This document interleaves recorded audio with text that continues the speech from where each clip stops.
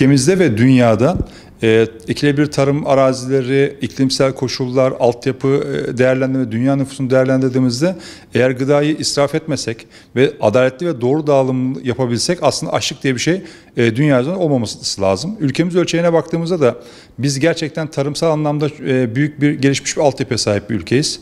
Ciddi anlamda bu konuda şeyimiz var, altyapımız ve koşullarımız var. Ekilebilir alanlarımız çok yüksek, verimliliğimiz çok yüksek. Ancak buradaki doğru tarım politikaları ve gıda politikaları uygulanamadığı için burada baktığınızda insanların gıdaya erişimi ve ondan sonra buna olan ulaşımı çok zorlanıyor. Ekonomi de burada çok etken faktörlerden bir tanesi. Biliyorsunuz bakanlığımız iller arasında yerel iller çevresinde tüketimin fazla olduğu illerde işte üretimde yapılabilmesini teşvik eden bir model açıkladı.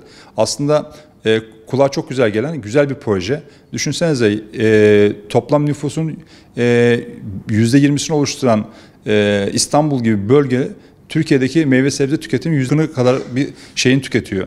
Bu bölge içerisinde yapılacak bir tarımsal üretim hem ülkeye ekonomik anlamda yani lojistik anlamda mazot maliyetleri, enerji maliyetleri noktasında hem de gıda anlamda israfı noktasında muazzam bir getiri getirecek ama bu alanlarında tarım açılabiliyor ve tarım yapılabiliyor olması lazım. Teşvik edilmesi lazım. Ekonomiye bu noktada kazandırılması lazım. Çünkü gıda stratejik öneme sahip bir alan. Diğer taraftan dünyadaki gıda israfını yine değerlendirdiğimizde ülkemiz gıda israfında 118. sırada en çok israf eden ülkeler arasında ama bunun parametre olarak tam karşı olan gıda güvenliği anlamında da 16. sıradayız. Yani bu ne anlama geliyor? Ülkemizde aslında gıda güvenliği ile gıda israfı birbirinin eşdeğer noktasına gidiyor. Eğer siz gıda israfının ne kadar fazla bir şeyiniz varsa, israf şekliniz varsa gıda güvenliği anlamında da aslında bir o kadar da sorunlarınız ve problemleriniz ülke içerisinde var anlamına geliyor. Günlük olarak ülkemizde 4,9 milyon ton ekmek de henüz tüketilemeden maalesef israf ediyor ve gıda kaybına sebebiyet veriyor. Şimdi bu gıda kaybının ve israfının bu kadar yoğun olduğu bir durum aslında dünya üzerinde ve ülkemizde de bize şöyle bir çelişkiyi de ortaya koyuyor. Dünya tarımına ve üretimine, gıda üretimine baktığımızda aslında dünyamız ekilebilir alanlar ve ölçek olarak değerlendirdiğimizde bütün nüfusu besleyebilecek ölçekte olmasına rağmen bir taraf açlıkla mücadele ederken bir tarafsa obeziteyle mücadele bunlarla alakalı politikalarını yenilemek durumunda kalıyor.